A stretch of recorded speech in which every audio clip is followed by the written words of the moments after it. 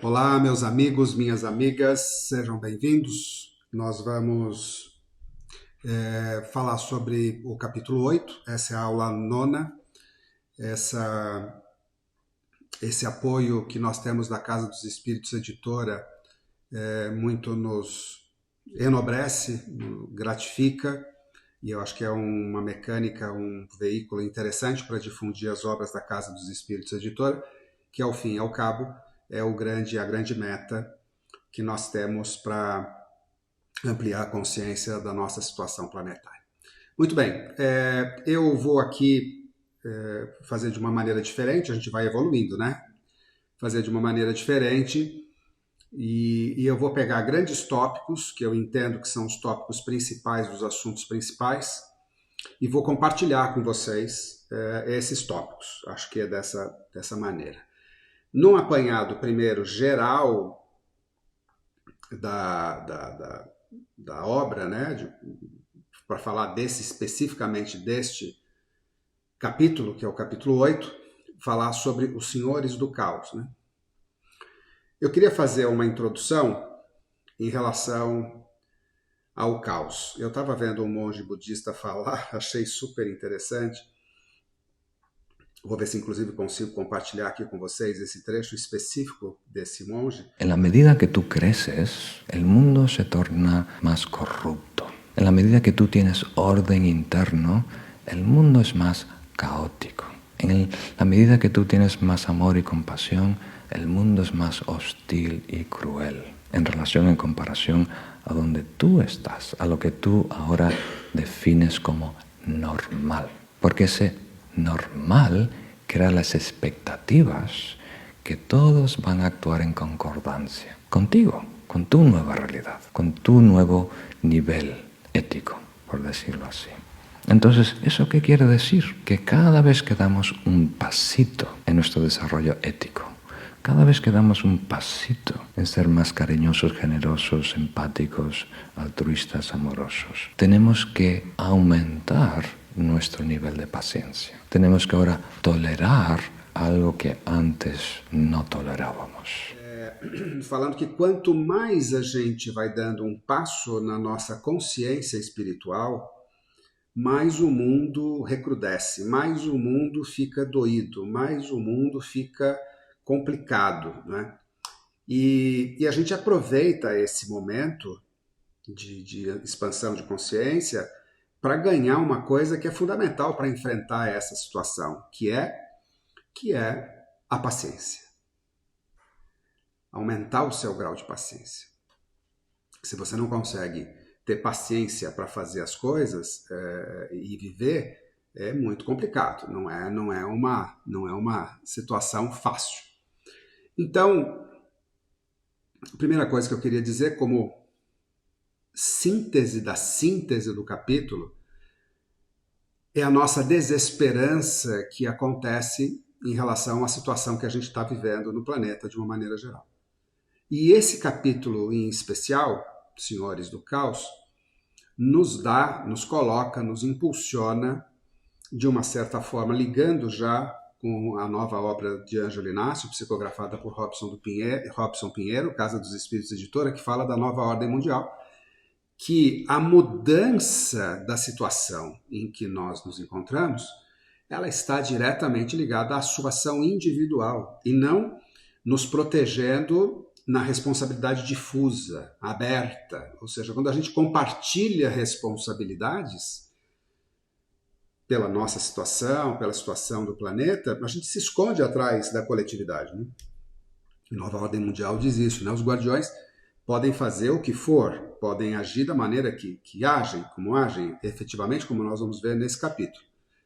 Mas cabe a nós fazermos a nossa parte, cabe a nós darmos o próximo passo, cabe a nós nos posicionarmos efetivamente no dia a dia, na aplicação do dia a dia, da nossa rotina diária. Não adianta a gente ter só uma vida espiritual, sabendo que a gente tem uma vida emocional, uma vida amorosa, uma vida familiar, uma vida profissional, uma vida acadêmica, que sim ou sim você é aqui o grande laboratório dos experimentos que você vai levar a cabo para dilatar sua consciência. Esse capítulo em especial, para mim, é um alento, ou seja, acho que para você também deve ter sido, mas aqui, só lembrando do capítulo, e nós vamos falar de uma forma resumida dos principais tópicos, né? Então, o principal tópico desse quadro resumo são os conflitos espirituais, né, que a gente tem, e político. Ou seja, eu estou aqui colocando na tela para você, dizendo que a narrativa detalha um confronto espiritual e político intenso, focando na vigilância de potenciais conflitos na Terra por guardiões, e a situação política e as relações internacionais na Terra são monitoradas de perto por uma base espiritual na Lua, com especial atenção ao Oriente Médio. Obviamente, contextualizando isso, nós estamos falando da Guerra do Golfo, né? Que a Guerra do Golfo, estou vendo aqui, inclusive, de 1990. Então, nós estamos falando quase 30 anos atrás, né? 24 anos. E nesse mesmo momento, nessa mesma situação, naquela época, já tinha e tem na história do planeta, aí que é o X da questão, na história do planeta nós temos esse trabalho com os guardiões. Isso é fantástico, né? Eu acho uma das coisas mais interessantes que a gente pode levar em consideração, que é justamente essa forma maravilhosa que os guardiões têm de acompanhar. Então, só relembrando, né, que acho que é uma coisa importante para a gente levar em consideração nesse capítulo específico.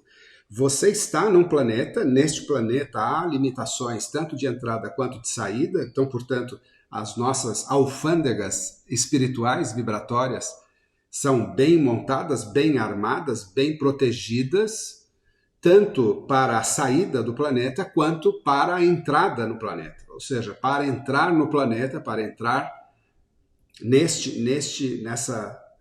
nesse campo do sistema terreno, há de haver uma credencial que possibilite a entrada ou a saída. É óbvio, natural. Tanto é verdade que os daemons, os principais, os príncipes, né, dos 7 principais espíritos que foram aqui aprisionados e que foram levados agora, em definitivo, para os grandes abismos, completamente blindados, e que na Nova Ordem Mundial fala sobre isso específico, nós vamos falar sobre isso na Nova Ordem Mundial, mas aqui só está trazendo, porque é interessante, a obra foi publicada, A Cidade dos Espíritos, e de repente a gente tem a Nova Ordem Mundial que complementa informações para a Cidade dos Espíritos. Então estou buscando lá dados para a gente poder analisar e trazer à luz do livro Cidade dos Espíritos. Então, essa barreira existente, vibratória, da proteção dos guardiões superiores, que são guardiões interestelares, né, faz com que ele esteja enfronhado nesse tecido sócio-espiritual planetário e tenha a sua participação olhando os conflitos mais importantes que acontecem na Terra, até porque há um movimento, uma solução importante de um expurgo planetário que já está acontecendo, e nós não podemos esquecer de um fator fundamental, que é o fator de que no século XX nós tivemos os maiores genocídios da história da humanidade. Tanto o século XIX quanto o século XX, mas em especial o século XX, foi marcado, a gente pode falar da Revolução Chinesa, pode falar da Revolução Russa, a gente pode falar da Primeira Guerra Mundial, a gente pode falar da Segunda Guerra Mundial e dos tantos de conflitos que ainda existem no planeta, com milhares e centenas de milhares de pessoas morrendo. Então, quando a gente observa isso e fala, mas não é possível, né? Quanto mais eu rezo, mais assombração aparece. Qual é a justificativa do plano espiritual para essa situação que nós estamos vivendo?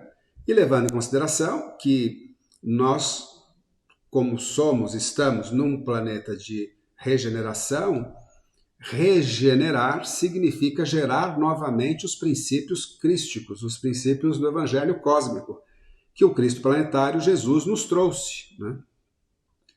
Mas nós não estamos preparados para isso. Nós não estamos preparados para isso com a vinda do Cristo. Nós recém saímos da escravatura, ainda temos hoje escravos. Hoje em dia, no planeta, nós temos isso. Nós temos barbáries que são impetradas ao povo terreno, em especial alguns povos, que a gente não compreende muito bem onde é que estão os guardiões, né? A pergunta no livro Nova Ordem Mundial é exatamente essa. Mas onde estão os guardiões que não estão fazendo nada? E os guardiões fazem a reflexão, mas onde estão vocês se não estão fazendo nada, né? Porque cabe a nós o exercício, os estudantes somos nós. Não é o professor que tem que fazer a lição de casa, somos nós que temos que fazer a lição de casa. A intervenção espiritual, e cabe aqui dizer isso, para quem não me conhece, talvez se assuste um pouco, porque talvez esteja conhecendo pela primeira vez uma aula que eu dê, mas quem já me conhece não se assusta com isso. Mas entenda uma coisa, quanto mais elevado for o espírito, mais elevado for o escol desse espírito, a patente espiritual, mais ele preserva o seu livre-arbítrio. Ponto. Quanto menos potente espiritualmente, em termos de consciência, quanto menos hierarquicamente, vibratoriamente, ele vai tentar te cercear, ele vai tentar acabar com a sua liberdade, ele vai querer impor a sua vontade, a vontade dele sobre você, de maneira peremptória, de maneira absolutamente na veia. Não quer nem saber o que você está pensando, você vai fazer o que ele quer, do jeito que ele quer, da forma que ele quer. Os espíritos superiores, os nossos orientadores espirituais, não são assim. A intervenção acontece quando há uma ruptura da ordem cósmica. E aí, quando há essa ruptura, eles vão interceder, como já intercederam muitas vezes, inclusive, diga-se de passagem, né? As pessoas falam assim, nossa, mas milhões morreram no século XX, então onde é que estavam os guardiões? Podiam ser bilhões. Podia ser o planeta inteiro. Aliás, esses seres que estão presos nos grandes abismos foram responsáveis pela extinção de centenas de planetas. Observem o impacto de você exterminar um planeta e ter 150 milhões de mortos. Olha a diferença. Hoje, nós estamos falando aí pelos números atuais em 8 bilhões de habitantes na Terra. Muito bem. Essa conta, do ponto de vista extrafísica, segundo Kardec, era 14 vezes, 13 vezes, não importa o número. Ah, mas são 14, são 13, em que lugar que está marcado? Esquece, que seja 10 vezes, você está falando de 80 bilhões de espíritos na psicosfera do planeta. Com mais 8 são 88, quase 90 bilhões de consciências de espíritos que estão na psicosfera do planeta. Muitos desses vieram para uma missão específica, para um trabalho específico, para uma tarefa específica e voltaram para suas órbitas, voltaram para os seus planetas, e outros vieram para cá justamente para fazer essa fase de regeneração que nós vamos fazer, que nós vamos passar brevemente. Então, só lembrando, a intervenção dos guardiões superiores em especial, ela restringe, obviamente, a situação em que está sob o nosso domínio, sob a nossa mão, a gente consegue pegar aquilo que nós temos que controlar, e não aquilo que eles têm que controlar. Repito o que eu disse anteriormente, quem tem que fazer a lição de casa somos nós, não os guardiões. Os guardiões não estão... né? Muito bem, então, sobrevoando aquela região do Golfo Pérsico, tem um determinado momento que chama Observação e Estratégia, que diz o seguinte: Aster, um especialista, tenta captar pensamentos dos líderes políticos da região para avaliar a situação. Há uma ordem para esperar e observar devido a um complexo conjunto de fatores indicando conflito iminente. E, obviamente, com essa preparação, né, que que se fala sobre a guerra, aqui comenta-se sobre a discussão sobre como preparar-se possivelmente intervir em casos de guerra com a colaboração da metrópole itinerante Aruanda, sugerida como um recurso potencial. E as outras metrópoles, não somente Aruanda, mas as outras metrópoles. Isso é muito importante deixar registrado. Por quê? E eu disse isso anteriormente, mas tenho que repetir aqui, porque cada módulo pode ser ouvido por pessoas que não têm escutado as outras aulas.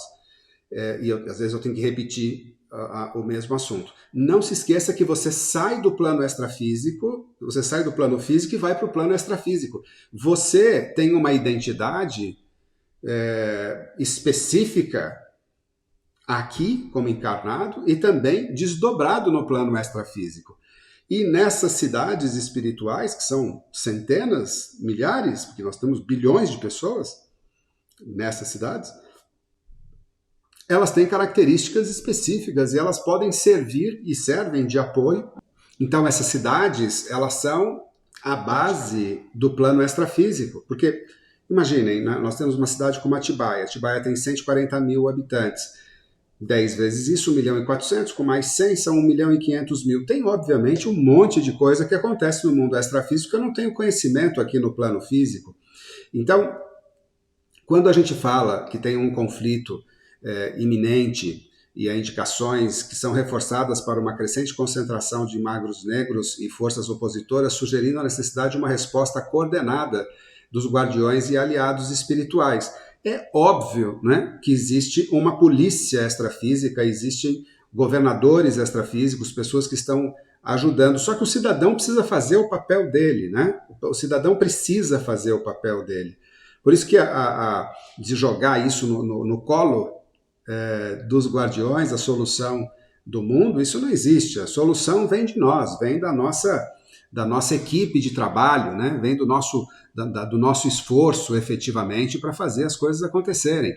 Porque senão elas não vão acontecer. É simples assim, né? Aqui tem um outro ponto que fala da mobilização de recursos espirituais, né? Os guardiões, incluindo pais velhos como o Pai João, preparam-se para uma significativa mobilização espiritual para enfrentar as forças negativas e auxiliar na proteção energética do planeta. Eu vou dar mais um passo, fazer mais um e fazer o seguinte, que essa diversidade cultural e intervenção espiritual, a narrativa aborda a rica diversidade cultural e espiritual e a colaboração entre diferentes tradições e entidades espirituais para enfrentar desafios comuns.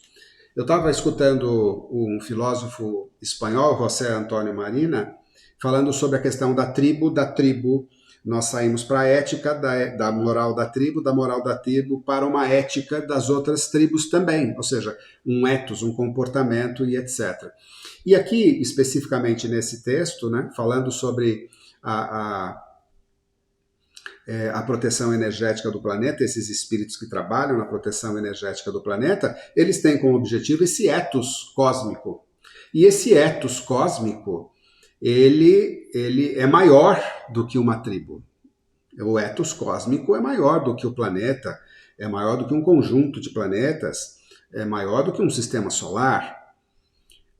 Existe um comportamento que tem que ser adequado para a proteção daquele planeta específico. Existem espíritos especializados nisso, e aqui, nesse caso especificamente, unidos aos guardiões superiores, esses espíritos conhecedores das forças do planeta, conhecedores das forças extrafísicas, cósmicas, atuam diretamente, então, portanto, na questão do planeta, e mais, da proteção ao planeta. E mais, eles têm essa diversidade cultural, porque, veja, cada povo tem a sua característica. Cada povo pode oferecer entregar uma determinada benefício à humanidade com as suas características. Esse é o lado maravilhoso do planeta Terra, dessa multicultura que nós temos e que acontece de uma maneira absolutamente natural no mundo extrafísico, completamente diferente do que muitas vezes a gente quer implementar aqui, né? Eu estava vendo uma história falando assim, uma poeta negra se negou a que uma tradutora branca fizesse a tradução do seu texto, porque ela não é negra. Se ela não é negra, ela não pode fazer a tradução. Gente do céu, o que é isso? É a mesma coisa que um branco fazer um poema e o negro não pode traduzir. Aliás, o que o negro não pode? O que o branco não pode?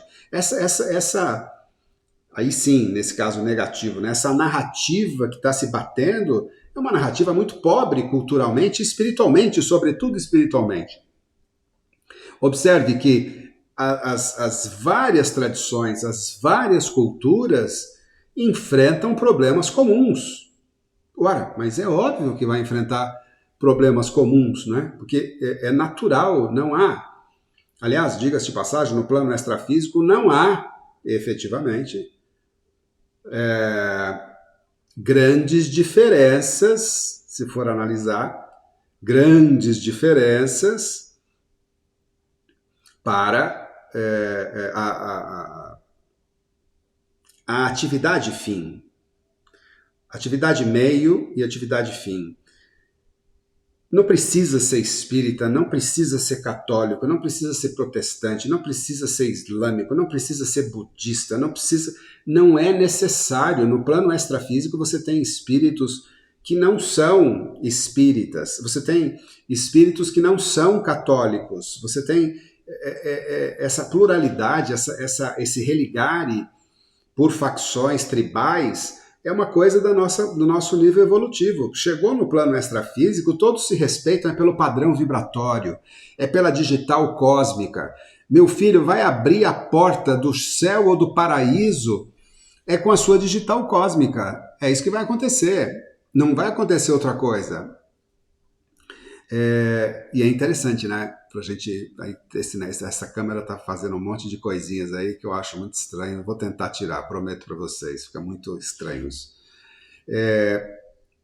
E essa digital é quem vai dar o seu peso cósmico. E o seu peso cósmico, meu caro, vai acontecer de uma maneira ou de outra. Você vai entrar ou não por aquela porta. E essa diversidade cultural, essa diversidade de tradições e diferentes tradições e entidades espirituais para enfrentar desafios comuns é o grande lance bacana dessas cidades espirituais e dos coordenadores dessas cidades.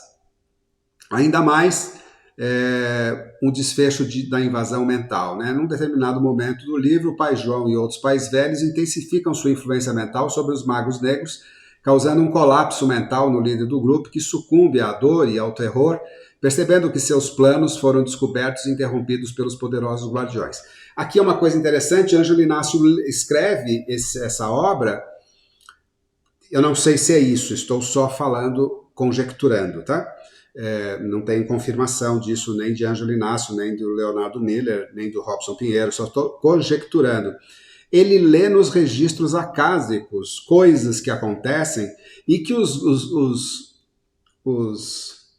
espíritos contrários ao Cristo acham que Miguel, que Deus, vamos colocar assim, o Criador, vamos colocar mais forte ainda, ou os seus representantes, talvez mais próximo da nossa realidade do que é Deus, os nossos representantes não conheçam no íntimo de cada ser que esteja no planeta aquilo que está acontecendo ou pensando.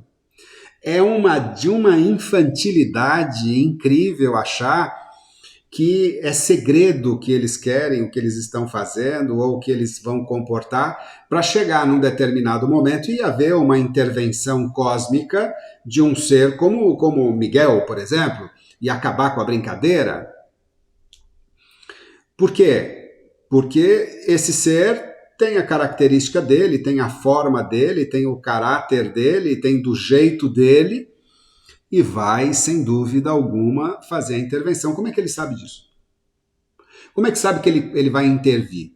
De onde Ângelo Inácio pega todos os detalhes do cenário dos livros para colocar aí à nossa disposição, uma parte muito ínfima à nossa disposição, porque a gente não teria condições emocionais nem espirituais para entender e para ver a realidade como um todo, descortinada na nossa frente. Nós não aguentaríamos, é ponto final. Nós não aguentaríamos, não teríamos, depois mais para frente a gente vai falar para isso, sobre a questão do impacto do Ângelo Inácio nas suas nas suas observações e que é difícil de colocar isso, manter isso, é complicado, então a gente não teria condições de absorver. Mas aqui os magos negros acham que eles estão sozinhos, que não vai haver uma intervenção divina se eles estiverem passando o ethos cósmico, porque eles têm lá a sua moral e eles acham que a moral deles tem que suplantar o ethos cósmico. Isso não vai acontecer porque os guardiões são cósmicos, eles são planetários. E aí, obviamente, aqui, tanto o Pai João quanto os pais velhos aqui, chamados de pais velhos, mas que são espíritos conhecedores da cultura milenar que nós temos aqui, no processo evolutivo, começam aí, uma passagem interessante, eles começam a bater o cajado do lado de fora, de onde estão os magos negros, e aquilo, como é um cajado energético, né? Ele vai batendo e vai reverberando, vai batendo e vai reverberando, vai batendo e vai reverberando, a ponto que ele vai destruindo a antimatéria, ele vai destruindo os campos de força, vai desmoronando os campos de força. E como eles estão, todos esses magos, envolvidos num conluio mental, né? Eles estão absolutamente absortos naquele trabalho mental que eles estão executando, que eles não se dão conta do que está acontecendo do lado de fora da caverna onde eles estão, e aquilo é desmoronado. É uma parte fantástica do livro, acho que vale a pena você reler, que, sob o meu ponto de vista, é uma das partes mais legais, incluindo essa ação decisiva de Jamar. Em um movimento surpreendente, Jamar, o guardião, utiliza sua espada para rasgar o espaço dimensional, engolindo os magos negros e desmantelando sua base de operações no gabinete de Saddam Hussein, antes de se dirigir ao governo norte-americano para continuar sua missão. Então a gente não tem noção, quando a gente fala de um rasgo dimensional, o que significa isso, né? Um guardião rasgando dimensionalmente, rasgando as dimensões e colocando todos num outro grau dimensional. Olha como nós estamos atrasados, né? E que isso existe efetivamente, e está aí à nossa disposição o texto, mas não tem nem o que discutir, né? Eu, particularmente, nas minhas veias, pululam essa verdade do ponto de vista das dimensões e esse trabalho maravilhoso que é feito pelos guardiões. Aqui um outro dado que eu também queria voltar a falar sobre a quebra da conexão mental. Então a conexão mental dos magos com governantes manipulados é rompida, liberando-os da influência maligna. Esse evento coincide com um novo ataque no plano físico, marcando uma vitória significativa contra as forças da destruição. E, por sua vez, já indo aqui, encaminhando-se para o final, a derrota dos magos negros, os corpos semimateriais dos magos negros começam a desintegrar sob o poder mental concentrado dos pais velhos, evidenciando a rejeição desses seres à reencarnação e a manutenção de seus corpos deformados através da força do pensamento. Aqui a gente poderia falar um tempão, nós não temos esse tempo, então eu vou só falar de uma forma reduzida, tentar falar de uma forma reduzida. A nossa maior preocupação ainda continua sendo, todos nós, da emanação do que mental que nós fazemos e construímos o nosso universo, o nosso micro-universo. Esses micropensamentos criam formas-pensamento em torno de nós, fazendo com que todos nós criemos a nossa psicosfera ao redor de nós mesmos. Isso são correntes mentomagnéticas, também chamadas assim por Joseph Gleber no livro Consciência, psicografado por Robson Pinheiro, Casa dos Espíritos, editora. Então, essa corrente mentomagnética, ela tem essa característica de criar em torno de nós a nossa psicosfera. Nós criamos o nosso cenário, nós criamos aquilo que nós plasmamos no nosso cenário, aquilo que nós temos mentalmente. Por isso, da questão da luta, não é? Aqui mental, que está falando, nesse caso, os magos negros eles são deformados, né? A manutenção dos seus corpos deformados através da força do pensamento, porque eles montam uma coesão molecular através de campos de força formados pelo pensamento, os magos. A coesão molecular só acontece através da força do pensamento, e ela é desgastante, porque ela precisa de energia para isso acontecer o tempo todo. Ela não é natural, ela é forjada, ela é artificialmente construída. E quando você quebra essa concentração e ele acaba se voltando especificamente para a sua condição espiritual, há o risco dele desintegrar efetivamente, porque ele vai se deformando ao longo do tempo. O corpo extrafísico vai se deformando ao longo do tempo, vai perdendo a coesão molecular. Então ele vai se revestindo através de roubo de energias de pessoas, lugares e emoções, etc., ele vai se revestindo de corpos de manifestação, ou mesmo aquele mesmo corpo de manifestação, odor, beleza, enfim, tudo aquilo que ele vai degradando, vai perdendo a coesão molecular, ele perde o corpo extrafísico e aí retorna, obviamente, para uma reencarnação ou por um estágio de purificação, para que ele possa reencarnar em condições de algum útero poder recebê-lo. Muitas vezes nem isso. Muitas vezes ele sai direto para o expurgo para poder passar séculos, milênios, às vezes, expurgando aquela toxina, porque não há útero que o receba, que o consiga, a não ser os cósmicos, os úteros cósmicos, que possam receber um ser dessa envergadura de toxicidade, que possa acolhê-lo e dar condição de vida. Então, nesse momento que passa essa situação, e esse impacto visual, né, que ocorre de Ângelo Inácio, vendo os magos se desintegrando, ele diz aqui impacto visual e emocional, o Ângelo Inácio expressa seu horror profundamente impactado pela visão dos magos negros desintegrando-se e, ao mesmo tempo, se fascina pelo poder e pela justiça dos guardiões e pais velhos. E, ao mesmo tempo, terminamos aqui a nossa aula de hoje falando sobre a conclusão e perspectiva futura.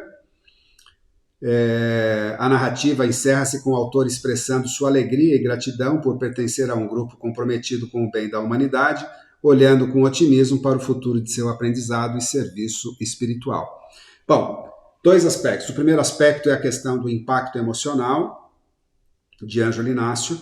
Imaginemos que eu estava conversando com a minha mãe essa semana e comentando com ela, só para a gente visualizar isso, né? Porque mãe tem essa característica, filho também tem, obviamente, que esse elo ele é potencializado à medida em que você escuta uma notícia de que alguém entra numa casa, mata uma criança de 12, 15 crianças decapitadas, muitas delas violentadas sexualmente, matam pais, matam mães, matam mulheres grávidas, pelo bel prazer da morte, né, de matar, essa pessoa, esse espírito, se você vê uma cena dessa, você que é mãe, você que é pai, imagine o impacto que deve ter emocional ou no seu espírito, né?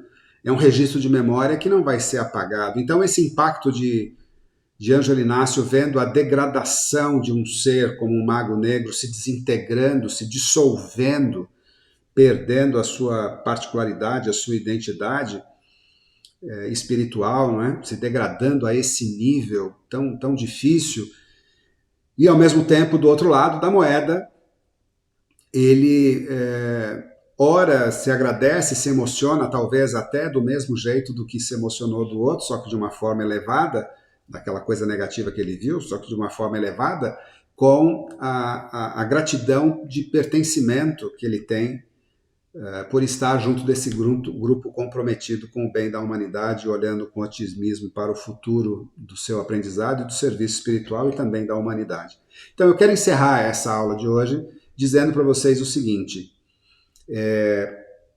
nós temos o apoio dos guardiões, nós temos apoio dos espíritos superiores, nós temos pessoas importantes, inteligentes, atuando diretamente na governança espiritual do nosso planeta, e nem tudo está nas mãos deles, obviamente. Eu acho que a maioria está nas mãos da nossa população.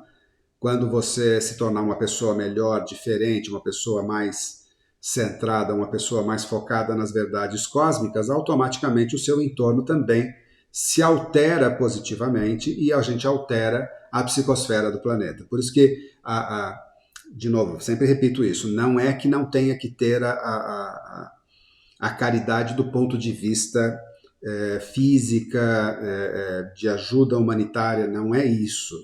Eu só estou dizendo que é mais importante a tomada de consciência para que aquela pessoa saia daquela situação, ainda que eu tenha que ajudá-la com alimento, com informação, com tudo bem, eu entendo disso, mas essa pessoa só vai sair desta situação quando ela tomar consciência em que ela precisa abrir-se para esse fluxo cósmico ou se religar ao Pai, ao Criador, através das suas ações, dos seus pensamentos, e só assim ele vai sair do umbral, só assim ele vai sair dos grandes abismos. É só quando a pessoa está pronta é que o mestre aparece, porque de fato, quando a pessoa está pronta, o mestre aparece porque o mestre é ele mesmo, ele que vai cuidar da sua própria condução, da sua própria vida.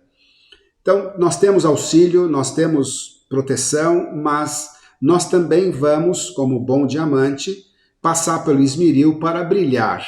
Você pode brilhar mais rápido, você pode brilhar de forma mais lenta. A única coisa que você não pode é fugir da consequência.